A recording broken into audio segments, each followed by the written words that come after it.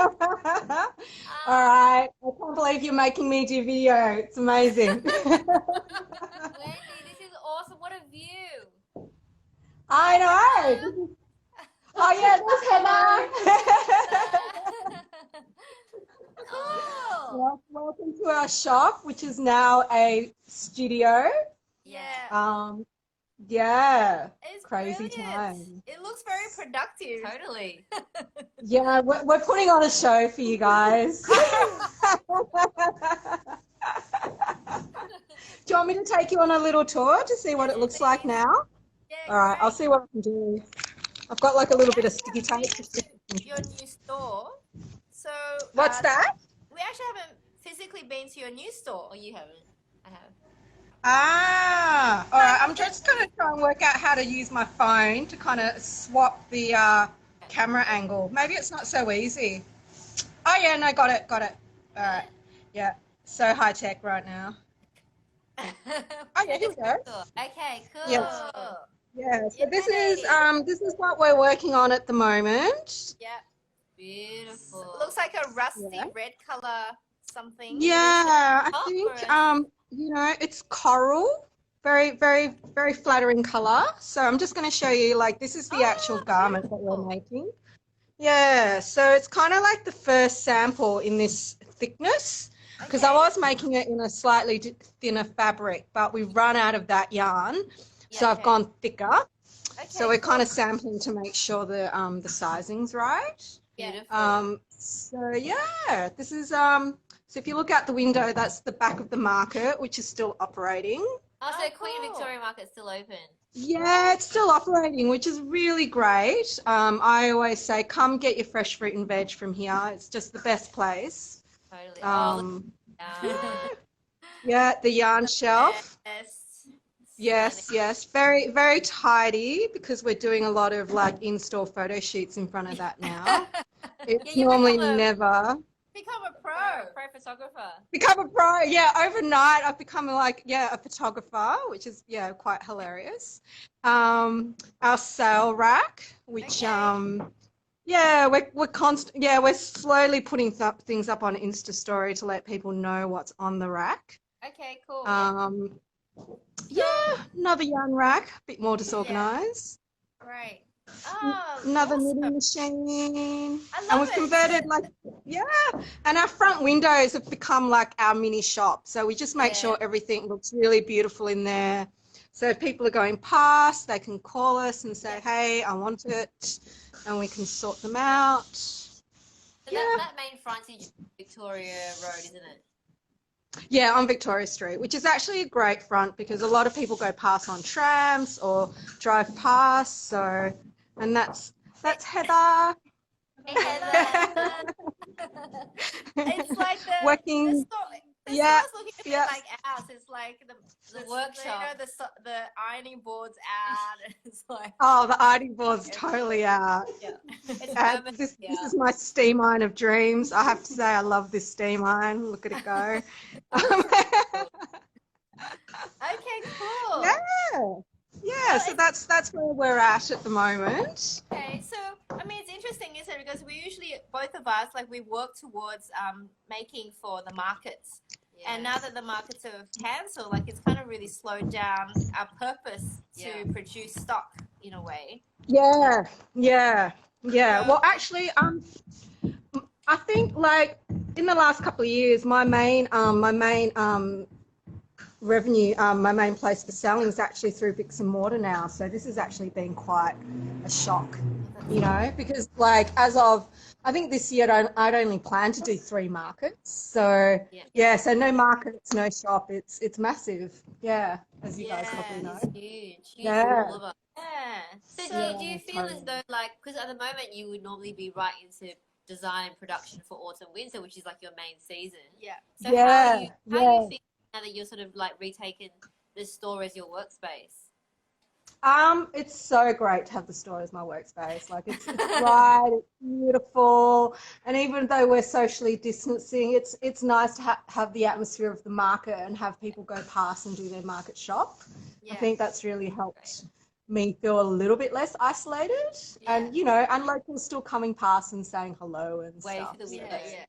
That's really lovely, you know. It's really nice. Yeah. Are you feeling? I mean, is that inspiring, or are you just kind of not just producing to order at the moment? It's a funny time. It's a total roller coaster, right? Like one day you're super productive and you've got your to-do list. The next day you're in bed with Netflix and drinking all the wine. Sounds all right. Yeah, no judgment at the moment. Really, no judgment. It's a gift, right? Yeah, totally. So I'm trying to design right now, but it's slow going. It's slow going because there's just so many other things to sort out to kind of adapt to what is going on at the moment. Which includes, you know, all the, you know, working out what's happening with like JobKeeper and grants and, you know, things that are available to us as a small business that we could, you know, take advantage of for us at the moment. And also, and also in the process of trying to, like, I stock lots of other beautiful products in the store, so trying to photograph those and put them online, so you know, that's available for my customers online as well. So there is actually a lot to do. There is a lot. I think we're actually busier than we were before because, like, even though we have the retail, you can't do anything from here basically. So everything has to be converted to online. Yeah, that's right. That's right. That's right. So I guess one of the reasons why we wanted to chat with you and have us visit your studio via live Instagram is, like, I think for me personally, like knitwear is the ultimate, because it's completely zero waste. It's building a garment and fabric at the same time. I did a course on knitting a couple of years ago, just to try and understand the process and also to see whether there was something that I could learn to do. But it's a lifetime practice. Really is. And also, as a knitwear designer, I think you really think about clothes in a very different way. Like for us, it's 2D to 3D, but I think even as a knitter, you're thinking in 3D all the time. Yes, it's true. It's true. Yes. So I guess it's like, I don't think people realize that what you're producing is actually on a domestic knitting machine. Not a commercial knitting machine as such, you know. So can you kind of run us through, like, maybe like your design process? Like, do you think about the yarn first, or do you think about the shape or the drape, or do you draw at all, or do you just come up with it just three-dimensionally? I think it's a little bit of everything. Like, I always admire those designers that can come up with these beautiful drawings of what they want to make. Yeah, that's not me. That's really not me. I draw like so. Like in your brain. I'm sure they're very beautiful there. No. Like when I draw, it really is very technical. Like almost like a flat lay. Like how I'm thinking the garment is going to be constructed. Like I have an idea in my head of how I want it to drape on the body, and then I kind of do a sketch as to what I think the pattern would look like. Yeah. Okay. Yeah, and then it definitely starts with the yarn. You know, the yarn is definitely what inspires you.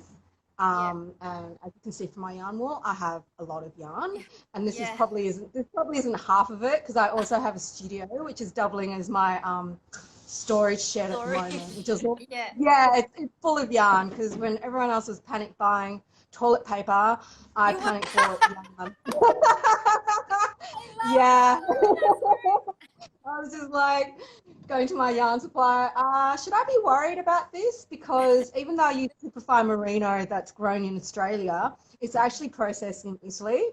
Yes, that's correct. So when Italy was starting to go through that, I was like, I've got to sort this out. Yeah. There goes your cash flow.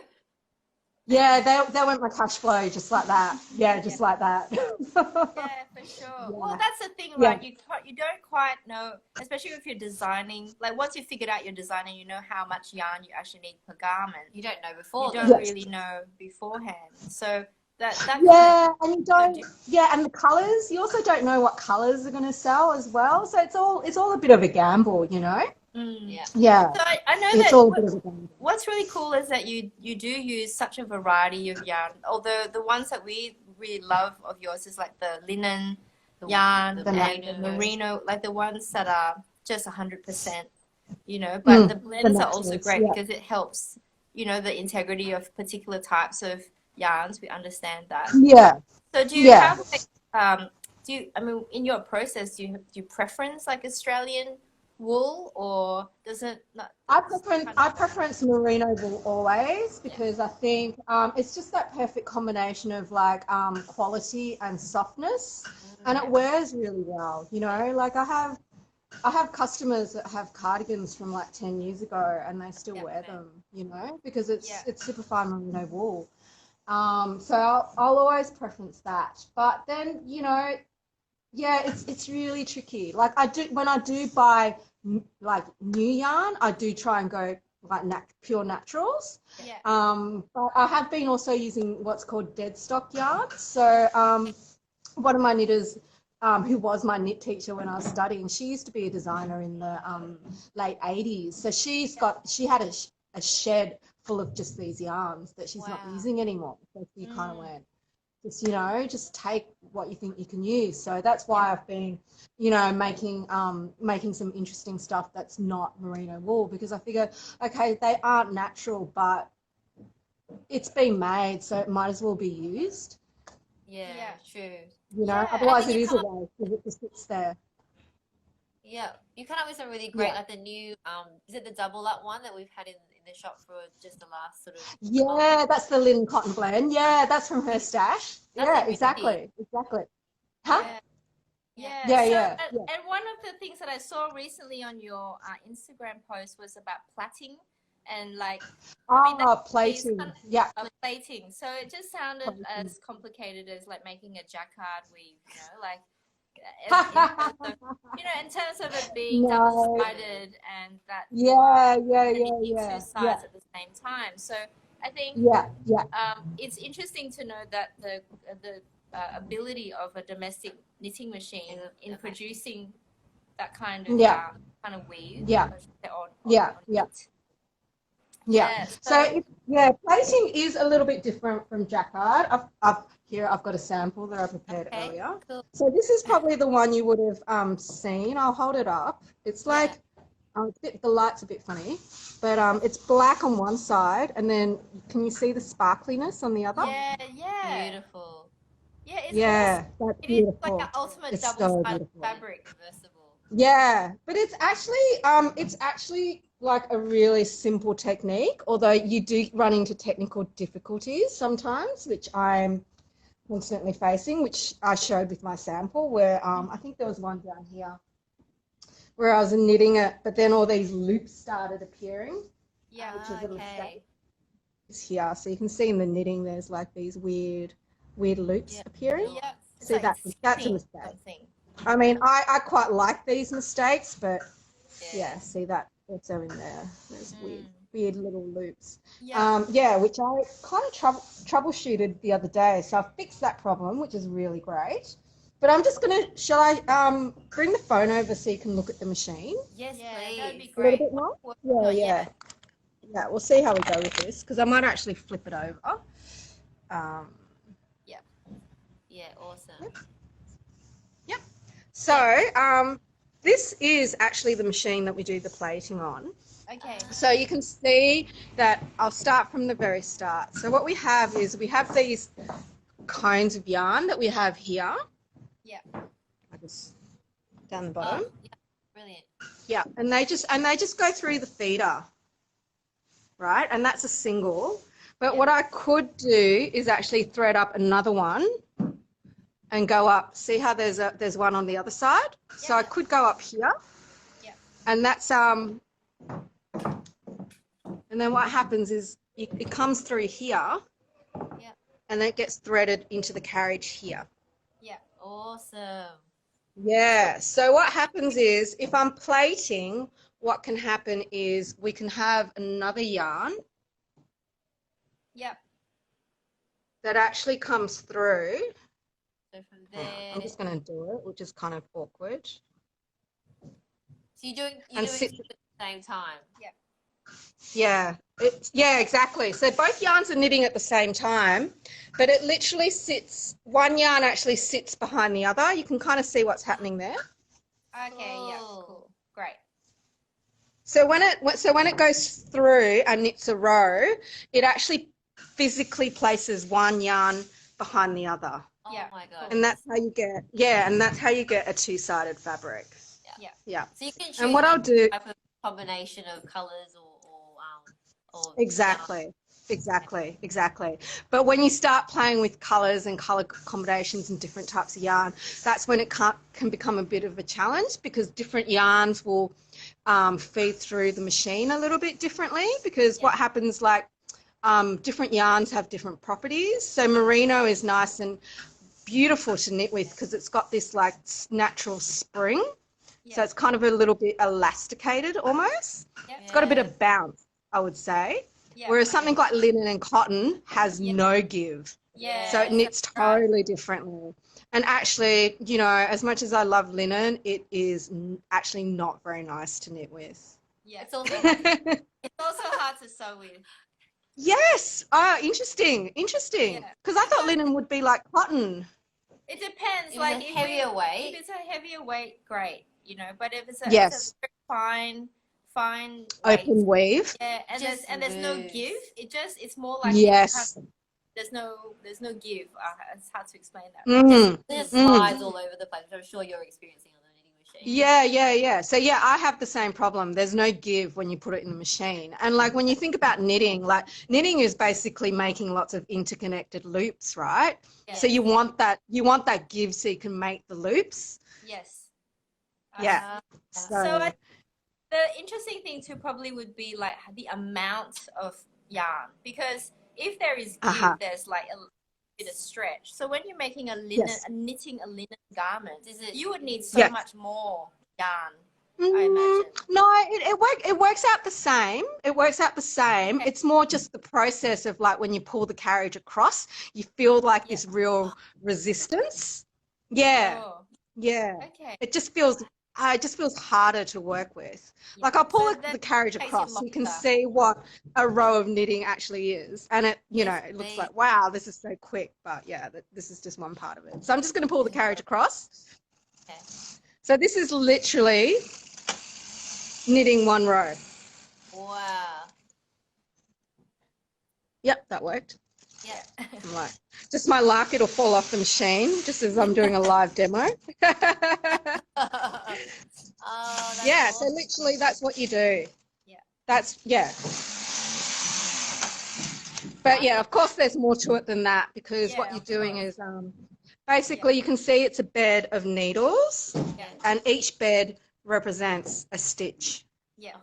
So depending on how many stitches you have is how wide your fabric's going to be. Yeah. So as I'm knitting, you know, like you imagine like you're shaping the sleeve or something like that. So I'm widening the fabric as I knit by putting more needles into work. Yeah. And also like taking needles out of work to make it more narrow as well. Yeah. So there's a bit going on. Yeah. So for that, say that coral jumper, that coral cardigan that you're knitting, how long would it take you to knit? Okay, so something like that, it would take about probably like 3 hours. Yeah. Once you know what you're doing. So that's it knitted, and then we put it in the wash and we put it in the dryer for a little while. And then there's finishing, you know, there's all these ends from when you've done your knitting. You know, you have to darn them in. And, and then you've got buttons to sew on and labels to sew on and, you know, all that kind of stuff. Yeah. Yeah, that's great. So, like, it makes you really realize just how complicated the process is, and obviously lots of trial and error until you get it right. And lots of trial and error. Yeah, lots of trial and error. Hang on, I'm just going to flip you around again. Yeah. Oh, thanks for showing us that. That's awesome. Yeah. So have you ever felt any sort of like pressure or even, I mean, probably not desire to, but to produce overseas? Like, there's so much knitwear Yes. that's produced overseas. Like, it's hardly any done here, and not many people like you who are, you know, in your Yeah. space with a domestic machine. Yeah. Hardly any, really. I mean, there's still a few, but hardly any. I actually did it for one season. Okay, A how long was it? time ago.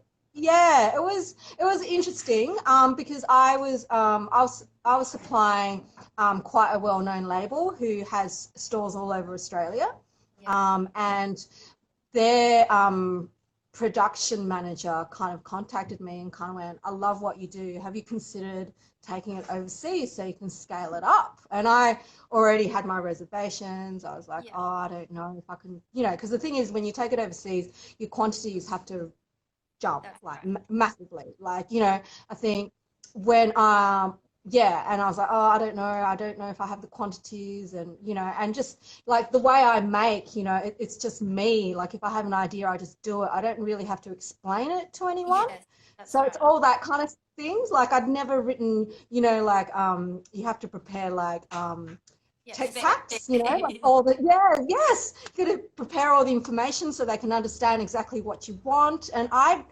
never studied that, you know, and I was just like, I don't know how to do that. And also, but anyway, all of that. And then I was like, and she's look, I've got these contacts, so I can give you some names to go see. So this was to like manufacture in China, but like they usually have their head offices operating out of Hong Kong. So you go to Hong Kong and you meet with the people who you hand your design over to, and then they take it to the factories, get it sampled, and that's how the process works. So I got an introduction, which is really hard to get actually, especially when you just want to make small. So so I was lucky enough to like get introduced to places that were doing small quantities, but even small quantities, I still had to get like 100 of a style made, you know. Oh my gosh, it's massive. A lot, which is a lot, So I went over and did it for one season, and I found it really, really stressful because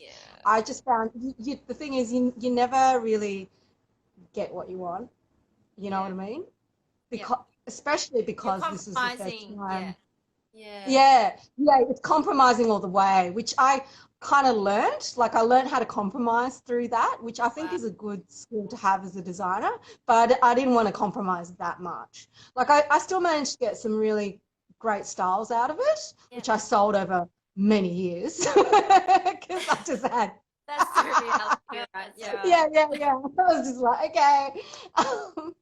But obviously I just never the minimum quantities means I was doing the minimum quantities. It also meant I was the smallest guy there who they didn't know. So I was always bottom of the barrel in terms of priorities. So someone who was getting 500 of something made, they'd just be like, if they had a thing, they'd just be ahead of the queue. And plus it was constantly like sending things backwards and forwards and checking things off and not being able to be over there for quality assurance because I can't afford to fly there all the time.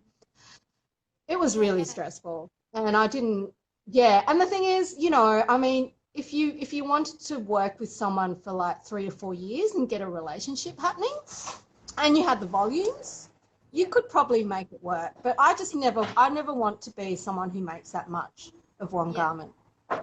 You know? Because that's the feeling, like when you're working on this domestic scale, it is one at a time. But there's something so beautiful about that too, that you know you can't really achieve obviously mass produced, and that mass production thing, it's fraught if you don't have enough customers and then you end up with all this excess. Well, what do you do with it? And the what do you do with it? the Sell beauty it for many about years. knitwear is like it's just the garment, like it's all it is, the exact amount of yarn for the exact garment, you know. So kind of counters that design idea or process or product, which is very strange. Well, I guess I mean that kind of really is like sums up about fashion revolution essentially. It's kind of going, you know, you and us and so many of our colleagues have made that really strong decision to be based here, to work on a small sort of domestic scale. And I guess it's figuring out, like, amongst all of this craziness of COVID-19, how do we how do we do this? We've got a shop that's closed. We're trying to transition everything to online. We want to support all the other awesome makers that we represent. And we have to figure suppliers as well. Yeah, how this works. Yeah. Yeah. It is forcing us to slow down. And I think it is making everyone look at their to-do lists that they've kind of ignored and go, oh yeah, it's actually time to get that stuff done. True. That's true. You know? Yeah. So yeah, it's really interesting. Like maybe it's also a mindset change or a time for lots of people who realize too that they can make that decision to go, they'll invest in one of your pieces and they know that's going to last so many years. And it's beautiful. When they wear it, they'll think of you and your process. And I think that's that's right. Yeah. If it's about who made your clothes, asking that question, then you just like it's you. It's you. It's you guys, your team. Exactly. Yeah, it's me or it's Heather. That's right. Oh, we totally love that. We do actually get a small number of things made industrially at a local, well, it's not a local knitting mill. It's like a local TAFE who actually outsources their technicians and machines outside of school hours to do production for small businesses. So yeah, there is a bit of that as well, which is nice. Yeah. That's awesome that it's possible to do that. And what a great use of the machines at TAFE. Like, why don't we all do that? Exactly. I think that's a great idea because otherwise, there's those machines which probably sit there doing nothing a lot of the time. For other small businesses to be able to access it is, I think, a great idea. Yeah. Well, this might be the new reality that we're all heading into. We hope so. Yeah. Well, it's interesting because when I saw the local manufacturer to hand over a new design and then to put a small production in for some scarves, I kind of didn't hear from them for a week. And they're usually really spot on going, yes, we got your order, we're onto it. And so a week later, I'm like, did you get that? And so what had happened was that lockdown had happened in China and they were inundated with production. Really? Yeah. Yeah, so that was really good for them. Oh my God, that makes me so happy to hear that. Yeah. I don't know if it's still going on, but they definitely had a rush where people were all of a sudden going, we need to get this stuff made. And and they were really busy. This is actually the dream. It's got to happen, right? It's going to be a return to local manufacturing. Yeah, I think there will be more local manufacturing just because, it's good not to put all your eggs in one basket, I think. Yeah, totally. A really big lesson learned. Oh my gosh! Thank you, Wendy. Thanks so much for sharing that with us. And good to see you. I think opening up to our audience on how knitwear is made locally and domestically almost, really on this scale and how awesome it is. Yes. You rock. Thank you so much. All right. See you guys. See you in real life soon. All right. Bye.